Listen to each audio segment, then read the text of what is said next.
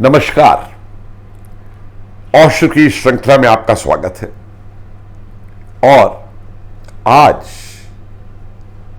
मैं तत्कालिक इतिहास पे बात करूंगा, जो इतिहास अभी पिछले ही चंद 80 वर्षों में विश्व में बना और जिसका प्रभाव हमारे देश पे निरंतर पड़ रहा है।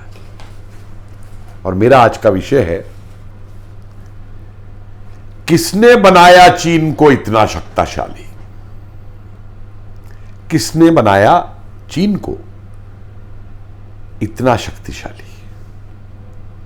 क्योंकि आज हमारी युवा पीढ़ी के सामने यह जानना जरूरी है कि वो चीन जो अपने आप को साम्यवादी कहता है, लेफ्टिस्ट बताता है, क्यों उस चीन के अंदर जनता के लिए कोई भी अधिकार नहीं है, कोई मजदूरी की दरें नहीं है, कोई मजदूरों की आवाज नहीं है? क्यों वो चीन आज दुनिया का सबसे बड़ा साहूकार बना हुआ है, सारी दुनिया को पैसा उधार देता है छोटे देशों को और फिर उनको ब्लैकमेल करता है? आज क्यों वो चीन विस्तारवादी बना हुआ है? उसका कोई पड़ोसी ऐसा नहीं है जिसकी जमीन चीन ने ना हड़पी हो। और यही नहीं, आज एक महान शक्ति बन के परमाणु युद्ध के अंदर और पूरे विश्व में, चाहे वो पैसिफिक सागर हो, चाहे वो हिंद महासागर हो, चाहे वो बंगाल की खाड़ी हो, सब जगह पे अपना वर्चस्व बनाना चाहता है, सारी दुनिया को अपनी आर्थिक लपेट में लेना चाहता है। पाकिस्तान का तो हाल आपने देख ही लिया होगा कि चीन ने क्या किया, भिखमंगा बना दिया उसको और देशों को भी। तो इसके लिए किसने उसको बनाया शक्तिशाली और क्या आज उसके हथकंडे हैं, ये चर्चा हमारी वर्तमान पीढ़ी को कुछ मदद देगी चीन को समझने में। चीन का एक बहुत पुराना इतिहास है, मैं उस इतिहास में नहीं जाना चाहता, लेकिन विश्व की प्राचीनतम सभ्यताओं में से चीन एक सभ्यता है। पूर्व के अंदर ये दो बहुत महत्वपूर्ण सभ्यताएं थी, चीन और भारत। जहाँ भारत में अलग अलग सनातन धर्म ने, बौद्ध धर्म ने, जैन धर्म ने उस समय जन्म लिया। चीन में कन्फ्यूशियस कहलाता था और एक ऐसा राष्ट्र था चीन में, आपको बताऊं, जिसके अंदर उस समय नौकरशाही आज से 2000 साल पहले लिखित इम्तिहान लेकर के भर्ती की जाती थी। संपन्न राष्ट्र था, आर्थिक समृद्ध था और अपने हिसाब से जो भी रजवाड़े थे वहाँ पे वो चल रहा था। चिंग का शासन था, फिर मिंग का शासन आया। लेकिन 19वीं शताब्दी के अंदर लगभग 1812 के करीब फ्रांस के सम्राट नेपोलियन बोनापार्ट ने चीन के बारे में एक शब्द कहे थे। और क्यों कहे थे? क्योंकि उससे चीन का उस समय व्यापार था यूरोप तक में। चीन की सिल्क, हस्तकलाएं, उनकी पॉटरी, ये सब चीज़ें वहाँ जाती थी। और चीन ही वो देश है जिसमें सबसे पहले प्रिंटिंग प्रेस बनी थी। चीन ही वो देश है जिसमें पहले बारूद बना था। तो नेपोलियन ने चीन के बारे में ये कहा था, China is a sleeping dragon, don't wake her up, otherwise she will shake the world. यानी कि चीन एक सोता हुआ ड्रैगन है, इसको जगाओ मत, इसको जगाओगे तो ये सारी दुनिया को हिला देगा। आप ये समझिए कि लगभग 200 साल पहले कहे हुए शब्द नेपोलियन के कितने महत्वपूर्ण शब्द थे, कितनी दूरदर्शिता थी उसमें। और यहां यह प्रश्न उठ के आ जाता है इसीलिए कि चीन को जगाया किसने? और चीन को जगाने में जो सबसे बड़ा हाथ है वो इन साम्राज्यवादी ताकतों का, इंग्लैंड और अमेरिका का है। और कैसे है, इसीलिए इस चर्चा को मैं आगे बढ़ाऊंगा। 19वीं शताब्दी में सारी दुनिया के अंदर ईस्ट इंडिया कंपनी जो है अंग्रेजों की अपना व्यापार डाल रही थी और उसको चीन में मिला कि चीन में चांदी बहुत है। तो चीन के ऊपर इन्होंने अपना उपनिवेश नहीं बनाया। राजनीतिक तौर से जैसे भारत को इन्होंने उपनिवेश बना लिया जीत करके, चीन को इन्होंने उपनिवेश नहीं बनाया, बल्कि चीन में साम्राज्यवाद का जो घिनौना रूप था उसको सामने रखा। और वहां ये क्या करते थे कि चीनियों को इन्होंने अफीम का आदी बनाना शुरू किया। भारत में अफीम उपजाते थे ये, और यहां की अफीम यहां के किसान को प्रताड़ित करते थे, जबरदस्ती मजबूर करते थे भारत के किसान को अफीम उपजाने के लिए, और उस अफीम को ले जाके चीन में बेचते थे, और बदले में चीन की चांदी जो है वो लूट के ले जाते थे। और अपने इस वर्चस्व को बनाने के लिए धीरे धीरे इन्होंने वहां पे अपनी कोठियां भी बनाई, अपनी सेना भी भेज दी। चीन में लगातार विद्रोह भी हुए, ओपियम वॉर, अफीम युद्ध जो कहलाए जाते हैं 1840 से 42 के बीच वो हुए। फिर उन्होंने जीत लिया उन युद्धों को। उसके बाद वहां ताइपिंग विद्रोह होता है इनके खिलाफ। उसके बाद 1898 में वहां बॉक्सर क्रांति होती है इनके खिलाफ। और तब तक आते आते एक बड़ी और मजेदार बात हुई कि जितने भी यूरोप के और राष्ट्र थे, चाहे वो फ्रांस था, चाहे वो इंग्लैंड था, चाहे वो अमेरिका था, चीन के लिए इन्होंने एक नीति अपनाई कि चीन के अंदर कोई एक राज्य अपना आधिपत्य नहीं स्थापित करेगा, चीन को सारे मिलकर लूटेंगे। और कहावत यह बनी उस समय, everyone should have an equal share in the Chinese watermelon, कि जो चाइना रूपी तरबूज है, इस तरबूज के हिस्से सब देशों को बराबर को खाने को मिलने चाहिए। तो उसके बाद मैं लंबे इतिहास में नहीं जाता, लेकिन चीन के अंदर 1911 की क्रांति हुई, सुन यात्सुन वगैरह हुए जिन्होंने पढ़ लिख करके विद्रोह किया, ये सब किया।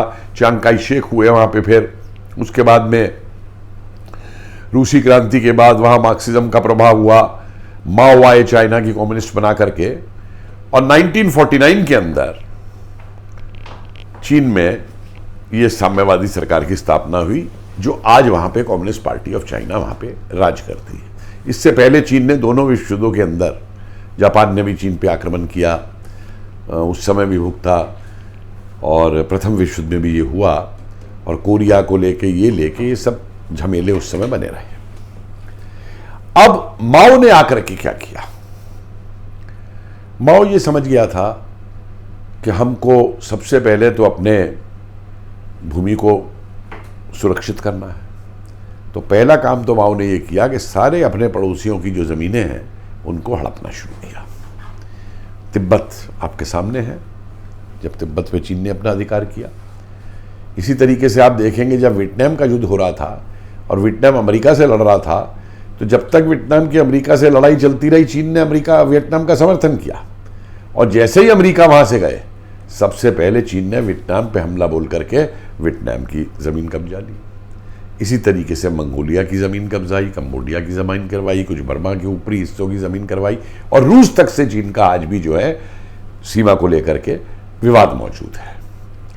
तो एक तरफ तो उसने ये सोचा कि मैं ऐसा कर लूँ अपने आप को कि मेरे पे कोई बाहर से हमला ना कर सके। दूसरी तरफ उसने अपनी सैन्य शक्ति को बढ़ाना शुरू किया, और इसके साथ साथ अपने देश के अंदर उसने जो स्टालिन का मॉडल था, आपको याद होगा कि स्टालिन ने सोवियत रूस के अंदर लाखों लोगों का कत्ल किया था, किसानों का विशेष तौर से। तो चीन ने यह कहा कि वहां की अपनी जनता को कोई अधिकार नहीं दिया जाएगा, सारे अधिकार कम्युनिस्ट पार्टी के पास रहेंगे। अब वहां पे वो डिप्टी कमिश्नर या ये डीएम वीएम ये वो लोग नहीं होंगे, सारे पार्टी के लोग होंगे। सेना के सारे अधिकारी कम्युनिस्ट पार्टी के लोग होंगे। कोई व्यक्ति चीन से जब तक पार्टी हाँ ना करते चीन से बाहर नहीं जा सकता। और मैं आऊंगा इस विषय पे अभी आगे।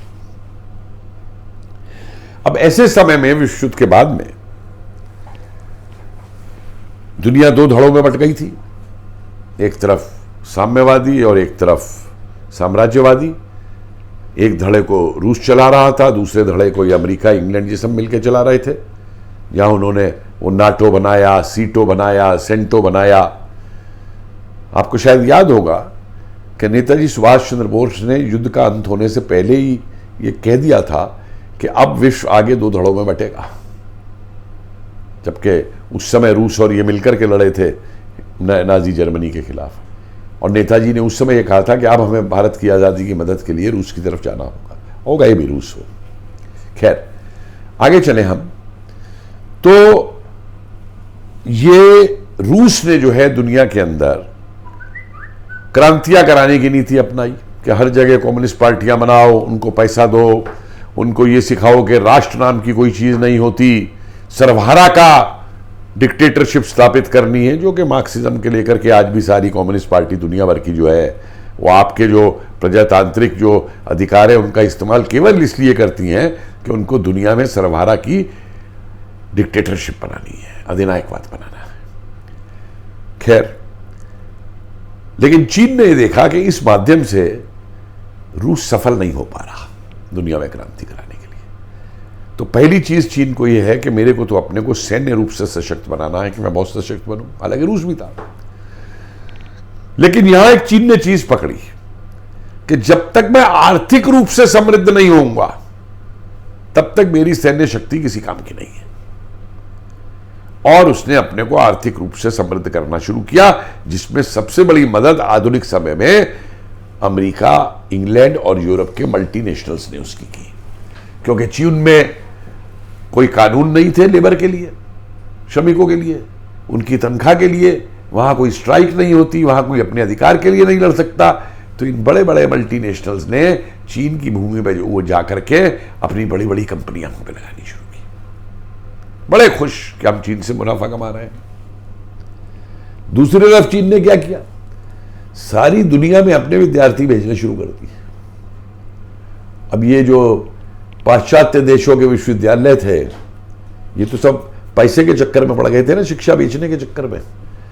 तो इन्हें बड़ी खुशी हुई कि हम पे चीन से इतना विद्यार्थी पढ़ने आ रहा है, इतना पैसा हमारी प्राइवेट यूनिवर्सिटी को मिल रहा है, इतना पैसा वो हो रहा है। इन बेवकूफ़ों को ये नहीं मालूम था कि एक भी विद्यार्थी जो चीन से वहाँ पे पढ़ने जा रहा है वो बिना वहाँ की कम्युनिस्ट पार्टी की अनुमति के नहीं जा सकता। आज भुगत रहे हैं उसको अभी, क्योंकि जो आपने देखा ट्रंप के ज़माने में भी वो जो आगजनी हुई अमेरिका के अंदर, ये सब हुआ, इन सब के पीछे चीन मौजूद था। खैर, दूसरा चीन ने क्या किया कि जो चीन का डायस्पोरा था, जो प्रवासी चीनी थे, जो 1949 में कम्युनिस्ट की वजह से चीन छोड़ के भाग गए थे, उनको चीन की सरकार ने अपनाना शुरू किया कि भाई अब तो तुम वहां पे विदेशों में सेटल्ड हो, तुमको क्या खतरा है किस चीज का, चीन तो तुम्हारा घर है, चीन से तुम्हें क्या परेशानी है, तो तुम चीन का साथ। और सारा प्रवासी चीनी फिर चीन में पैसा भी भेजने लग गया, चाहे वो डॉलर कमा रहा हो, चाहे वो फ्रैंक कमा रहा हो, वो पैसा भी भेजने लग गया और वो संबंध दोबारा स्थापित होने शुरू हुए। अब चीन ने एक और नीति अपनाई, और वो नीति थी अपने देश से, क्योंकि आबादी की तो उस पर कमी नहीं है, चीन में तो आज अगर 5-10 करोड़ लोग मर भी जाएं तो उसे कोई चिंता नहीं है, और वहां ना कोई वहां आदमी की जो जीवन है उसकी कोई मूल्य है या कोई इज्जत है। तो इन्होंने दूसरे देशों में गैर कानूनी तरीके से अपने लोगों को भेजना शुरू किया। मैं एक कैरेबियन के देश में था, तो वहां पे वो जो अवैध लोग आते हैं उनका जो सेंटर था, उसमें से 56 में से 54 लोग जो थे वो चीनी थे, और इनके जो दूतावास थे वो उनकी वहां मदद करते थे। और जाते ही इनकी कम्युनिटी जो है, एक चीनी भी वहां पहुंच जाए, चाहे वैध रूप से गया हो या अवैध रूप से गया हो, जब तक वो अपना कमाना नहीं शुरू कर देता, उसके खाने पीने रहने का इंतजाम करना, उससे बिजनेस करवाना। मैंने एक जगह गिना 12 किलोमीटर के अंदर 22 चीनी रेस्टोरेंट थे, और कुछ नहीं तो चीनी रेस्टोरेंट खुलवा देंगे उससे कि हाँ भाई चाउमीन बनाओ और खिलाओ लोगों को बना करके, या स्प्रिंग रोल बनाओ और खिलाओ चीनी लोगों को। लोग समझ रहे थे ये केवल माइग्रेशन जो है केवल मतलब रोजगार की वजह से है या उसकी वजह से है, जबकि इसके पीछे चीन का असली मकसद कुछ और था। और इसके साथ साथ चीन ने एक और नीति अपनाई, जिसे आप कहेंगे कल्चरल एनसर्कलमेंट की नीति, सांस्कृतिक घेराव की नीति। दुनिया भर के विश्वविद्यालयों में उसने कन्फ्यूशियस सेंटर खोलने शुरू कर दिए, वहां प्रोफेसर की चेयर बनानी शुरू कर दी, अपने लोगों को भेजना शुरू कर दिया, वो चीन का प्रचार करें। चौथी नीति चीन ने जो अपनाई कि जो दुनिया के गरीब मुल्क थे, विशेष तौर से अफ्रीका, कैरेबियन, और सबसे बड़ा तो उसने पाकिस्तान को पकड़ रखा था, इन लोगों को उसने धन जो है वो उधार देना शुरू किया। और स्थिति आ गई, आप देखिए ना श्रीलंका का क्या हाल हुआ है अभी, कि चीन से पैसा लेकर के और जो सहूलियतें चीन ने मांगी, और श्रीलंका का क्या हाल हुआ। पाकिस्तान का हाल आपके सामने है कि अब गधे बेच रहा है वो चीन को, और कुछ नहीं, तो ये हाल हो गया है। और कितने अफ्रीकी राज्यों का जो हाल हुआ है वो तो हमारे सामने ही नहीं आ रहा, और या जो कैरेबियन के अंदर हाल हुआ है कुछ देशों का, वो हमारे सामने ही नहीं आ रहा।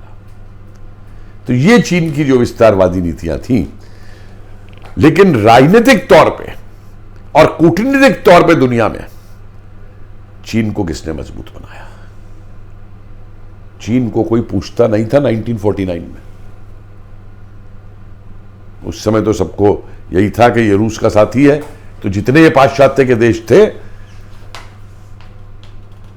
उनके अंदर चीन की महत्ता बढ़ाने का काम जो किया वो किया हमारे चाचा जी ने,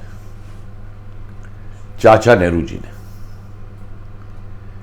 बड़े प्यारे दोस्त थे चीन के, हिंदी चीनी भाई भाई का नारा लगाया गया, पंचशील की बात की गई, और चीन ने तिब्बत कब्जा लिया। कुछ नहीं बोले हमारे चाचा जी। चीन को संयुक्त राष्ट्र संघ की जो सिक्योरिटी काउंसिल है, वहां जो सीट भारत को मिलनी थी वो भी कहा नहीं, चीन को दे दो। वॉशिंगटन डीसी में जो जमीन हमारी एम्बेसी बनने के लिए हमको दी गई थी, उसमें से भी जमीन चीन को दे दी, नहीं चीन की एम्बेसी बनवा। तो ये भाई सब चीन को चलाते रहे, और इतना चलाया कि 1961 में पाकिस्तान ने जब आकाशाई चीन का हिस्सा जो हमारा हिस्सा था लद्दाख का, उसको चीन को दे दिया, तब भी कोई विरोध नहीं किया। पार्लियामेंट के अंदर नेहरू जी ने कहा था कि वो एक ऐसा इलाका जिसपे कहीं वो तिनका भी नहीं उगता, वो पाकिस्तान ने चीन को दे दिया। तो हमारे एक त्यागी जी थे सहारनपुर के एमपी उस समय, महावीर त्यागी जी, उन्होंने अपनी टोपी उतार के कहा था पार्लियामेंट के अंदर कि मेरे सिर पे कोई बाल नहीं है, तो क्या मैं अपने सिर कटवा दूं? जवाब नहीं था नेहरू जी के पास। तो एक विस्तर पे उसको कूटनीतिक महत्ता दिलवाना, राजनीतिक महत्ता दिलवाने में हमारे भारत के उस समय की नीतियों का भी एक बहुत बड़ा हाथ रहा। अब क्या होता है, ताइवान पे चीन की हमेशा नजर लगी हुई है, क्योंकि 49 के बाद से ही जो राष्ट्रवादी चीनी थे, साम्यवादी को विरोध थे, वो ताइवान चले गए थे, उन्होंने अपना चीन बना लिया। अब मजे की बात देखिए कि ताइवान को एक अलग देश के रूप में आज तक अभी अमेरिका वगैरह भी रिकॉग्निशन नहीं देते, उसको यूएन में भी जगह नहीं दे रखी है, और दूसरे ताइवान को करते हैं चढ़ जा बेटा हम तुझे बचाएंगे, जो यूक्रेन में किया इन्होंने, चढ़ जा बेटा सूली पर,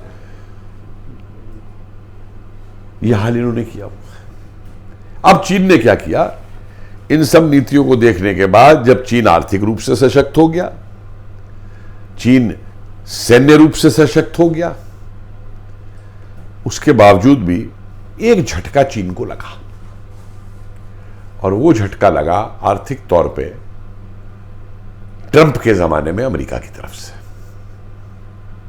और तब चीन को लगा कि केवल आर्थिक और सैन्य शक्ति से ही बात नहीं बनेगी, कुछ और भी करना होगा। और बहुत पहले से चीन जो है, वो जो बायो वेपन्स हैं, जो जैविक शस्त्र हैं, उन पे कार्य कर रहा था, और वो शस्त्र कोविड जो है दुनिया के ऊपर छोड़ दिया गया। कोविड ने दुनिया में क्या किया ये मुझे आपको बताने की जरूरत नहीं है, सिर्फ खुशी की बात यह है कि आज भारत जैसा राष्ट्र जो है वो उन राष्ट्रों में है जो कोविड से सबसे पहले निकल करके वापस एक बार फिर से प्रगति के रास्ते में चल दिया है।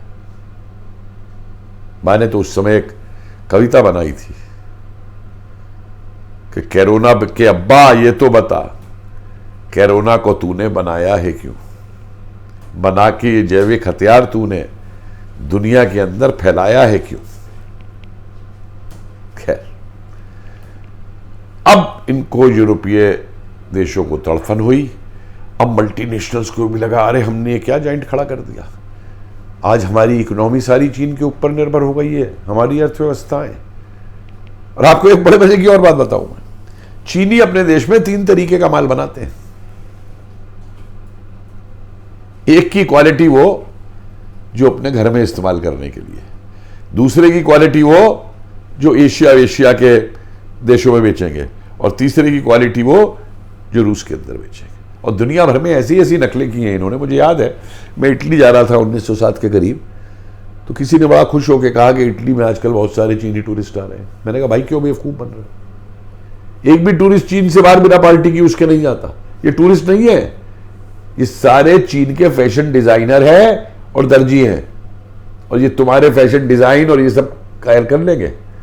और आज चीन में यही हो रहा है, मिलानों के अंदर तक चीनी जो है दर्जी बैठे हुए हैं और चीनी फैशन डिजाइनर बैठे हुए हैं। तो इस चीन को शक्तिशाली बनाने में पूरा का पूरा रोल प्ले किया है अमेरिका ने, इंग्लैंड ने, और इनके भी पीछे जो इनके आका हैं वो मल्टीनेशनल कंपनियां, जिनकी उंगलियों पे इन देशों का प्रजातंत्र नाचता है, इंग्लैंड और अमेरिका का।